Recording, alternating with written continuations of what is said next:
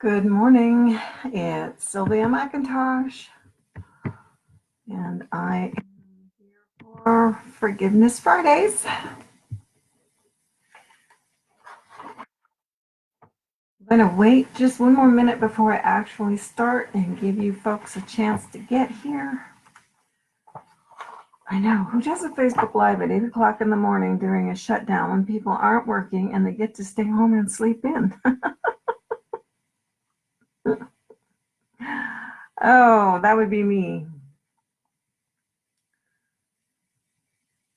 First thing Friday morning just seemed like the time to do this. It just gets my extended weekend off to a good start. All the things that have been piling up for the week, I can let them go. Start the weekend clear and free.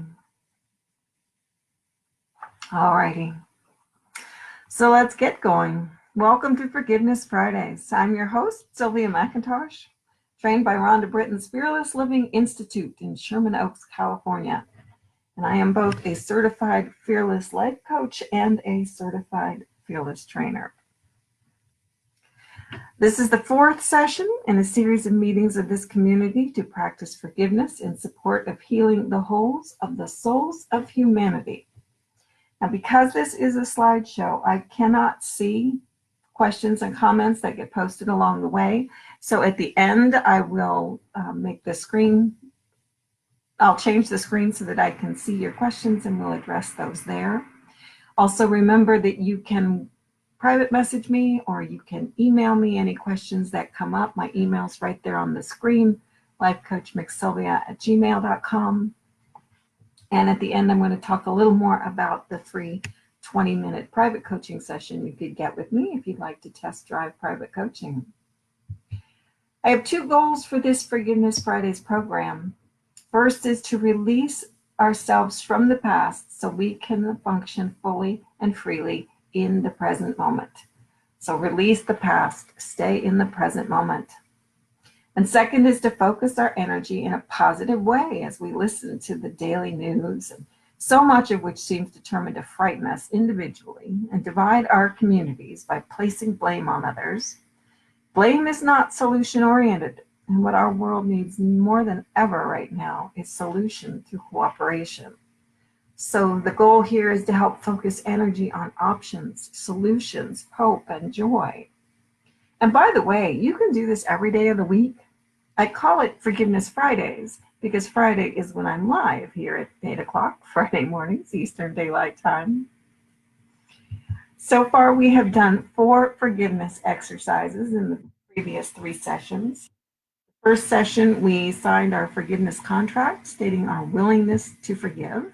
And we started our cringe list, items we want to forgive. So that would basically be anything that when it comes to mind, it still makes us cringe. Those are the things we want to let go.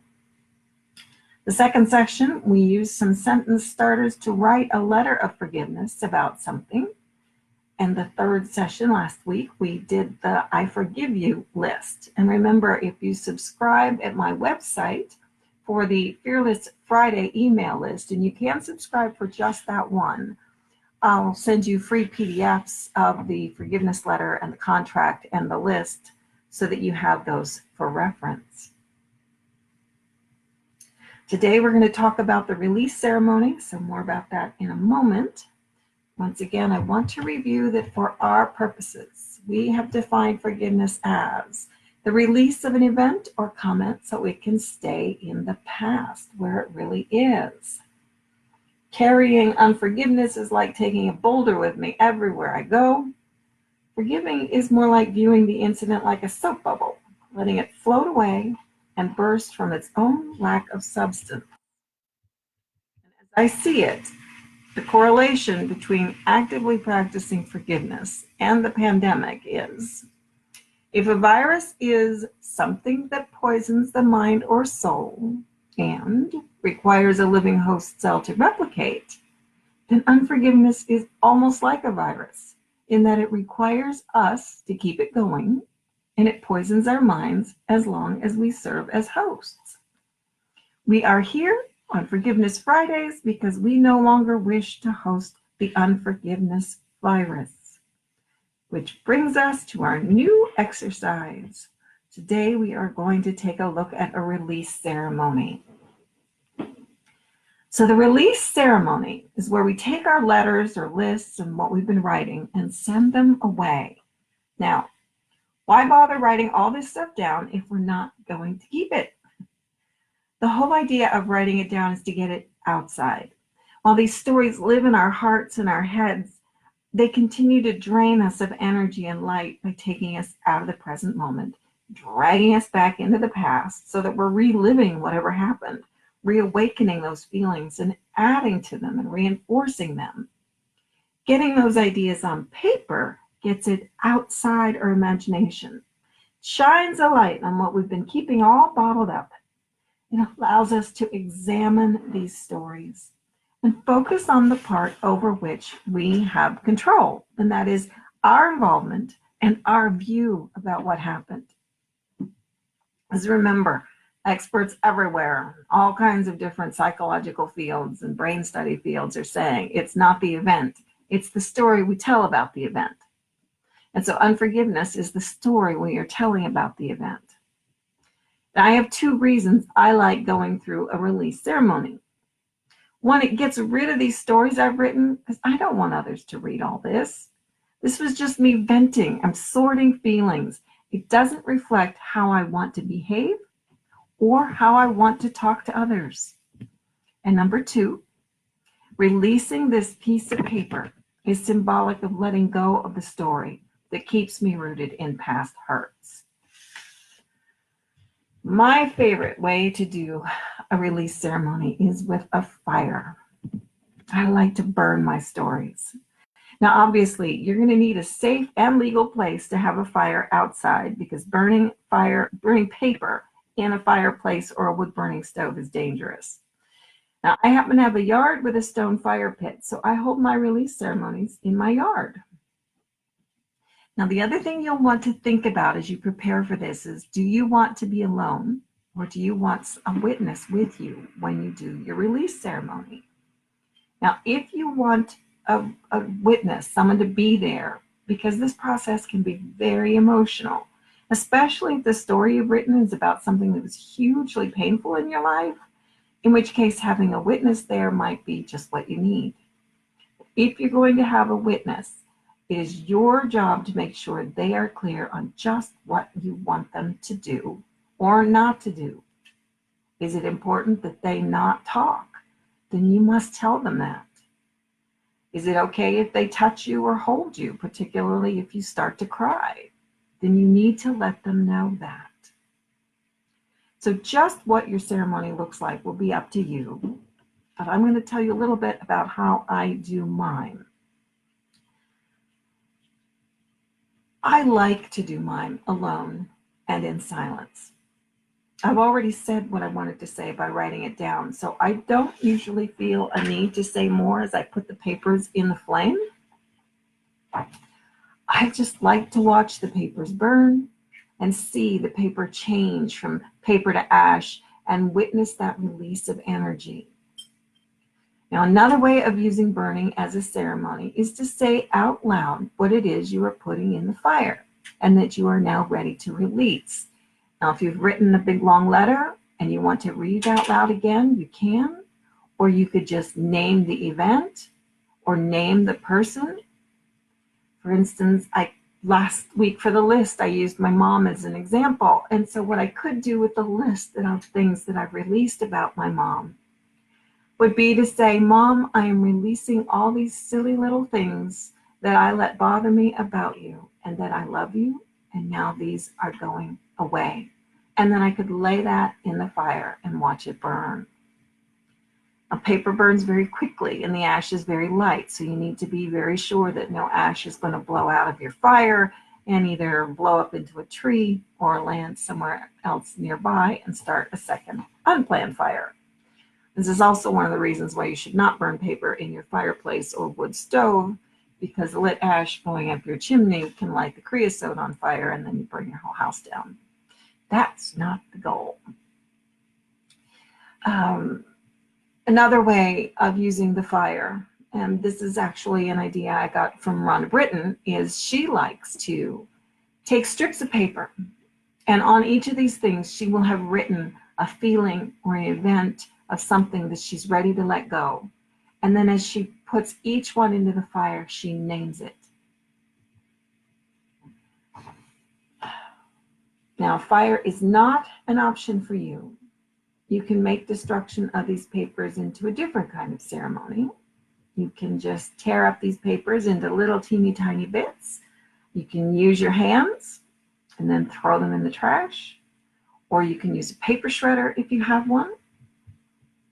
Now, if you feel a need to break these papers down so they are absolutely unrecognizable, you could put them in the blender with enough water to turn them into a sludge so that they can still be put in the trash can, or if the paper contains no metals or other non-biodegradable substances, you could bury it.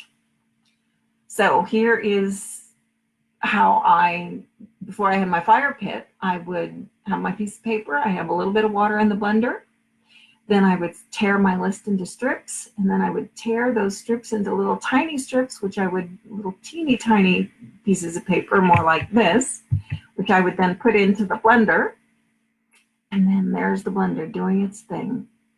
All that energy, shredding that paper up into little teeny tiny pulp that will break down quickly. And then finally we have the pulp ready to go outside, where I will dig a hole somewhere in my garden. And then I pour in all of that sludge. I fill in the hole. And then finally, I have the packed earth, and in this case, just because of the nature of the ground where I buried it, you can hardly even tell there's anything there. But it's going to go away. The sludge can be buried in your yard or added to your compost. Now, I see this release as consuming the idea so that it is now powerless. I also like to view it as a transfer of energy from something that was destructive to me to one that is constructive. It supports the renewing of the earth. So it's the cycle of life thing that uses the death of one thing to support the life of the next thing. So this transfer of energy is now fueling the new freedom I feel as I release this burden from my heart. So it is now what was fueling pain is now fueling my progress. As you do this, what makes sense to you will become evident, and there are no wrong ways of letting go. Just be sure you aren't tempted to hold this like the string of a kite, just a tiny hold on something big and far away. The idea is to let it go, or at least let go of the part that you've been able to recognize. Now, just for fun, another release ceremony it's presented in a fun way, although I have actually done the bubbling exercise when I was somewhere where I couldn't do anything and I just wanted to let something go in the moment. But if you love Dharma and Greg, go to their season 3, episode 20, and I actually have the link right here on the screen for it on YouTube. Dharma and her mom are doing their release ceremony, and the show opens with that. So you watch the first minute and you'll see exactly how they do it. But they speak it to each other, and then they physically take their hands, they make a bubble, act as if they're making a big bubble on their hands. They raise their hands off to the side together, and together they blow this bubble away and release what it is. So although they present it as being funny because the show is a comedy, it's also just kind of I like doing that sometimes too. And laughter is always good for you. And I find it can be a wonderful tool in forgiving sometimes too. Forgiving doesn't always need to be a heavy process. I mean, if you've been deeply hurt, then yes, but sometimes, especially when I'm forgiving me, I'm forgiving ridiculous, silly stuff that I just let get me all agitated that wasn't really that important. So then I can just bubble it and blow it away and remind myself to stay in the present moment and that not everybody thinks like I do, and that's okay.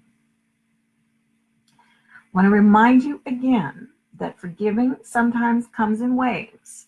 and something you've forgiven may show up again later, perhaps because another aspect is ready to be identified and released that you may not have seen the first time around.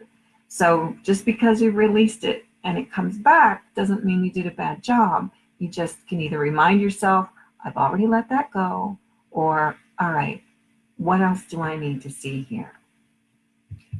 So your assignment, should you choose to accept, make some time today or very soon. It's raining here today, so if fire was your desire, it would be hard to do. But very soon, and hold your own release ceremony. You can build that fire or shred your letters. Release the energy from these memories. Let that energy feed you with lightness, present moment, and freedom from grudges and regrets. Let the passing on of your hurts and regrets fuel you as you move forward. I know that you are just getting stronger and freer with every person and event you forgive. And remember to keep forgiving yourself too. Very few people wake up thinking, hey, what can I do to ruin someone else's day today? And we certainly don't wake up thinking, okay, today I really want to screw up my life. What can I do? We don't do that.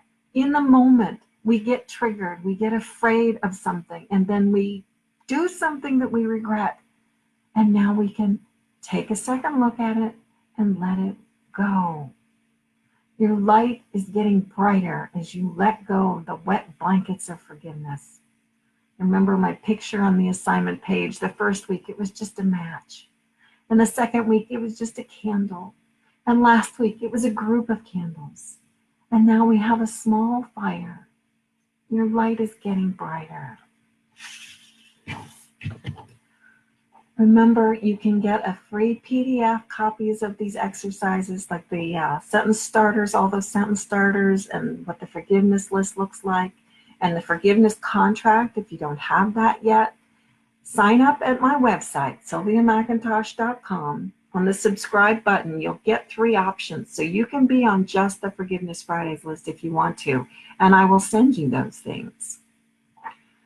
So what is being a life coach like? When you are talking to yourself, sometimes even as we try to be compassionate and honest and really own whatever it is and really move on, sometimes we still get stuck. And that's because fear has a hold on you. Fear's job, if you didn't know this, fear's whole job is to keep you safe. When you are trying to make changes or do things you haven't done before, fear isn't so sure about that, and it doesn't want you doing things that might not work, and so fear will block that effort. When you're working with a coach, I can help you get past those blocks. I can help you identify the questions that you've been dodging and help you dig deep and find those answers. Here's how I see coaching. You have all your answers. I don't know what your answers are, but you do. Now, you may think you don't, but you do. You do. You absolutely do. It's just that your fear has locked all those answers up in a safe, hidden the combination from you, and buried that safe deep inside. My job is to help you find that safe, and together we find that combination, and we open it up, and you find those answers.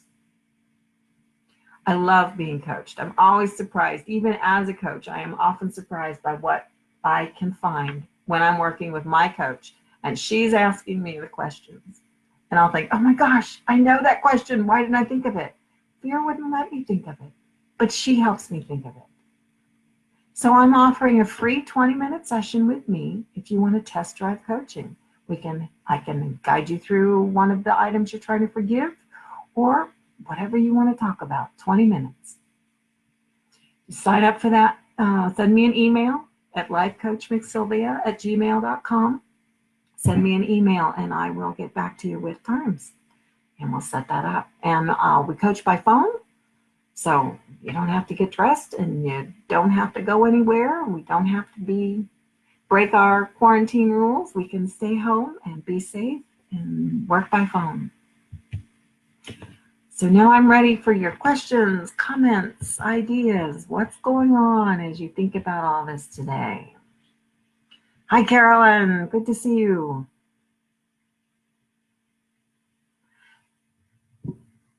Sometimes the release ceremony is super emotional, and sometimes it's just fun. It's just really nice to see these things go away again, to really let them move on. Once again, I want to thank you for being here and your willingness to practice forgiveness in support of healing the souls of humanity. I'm Sylvia McIntosh, certified fearless life coach and certified fearless trainer. I look forward to hearing from you. Thank you for being a part of this.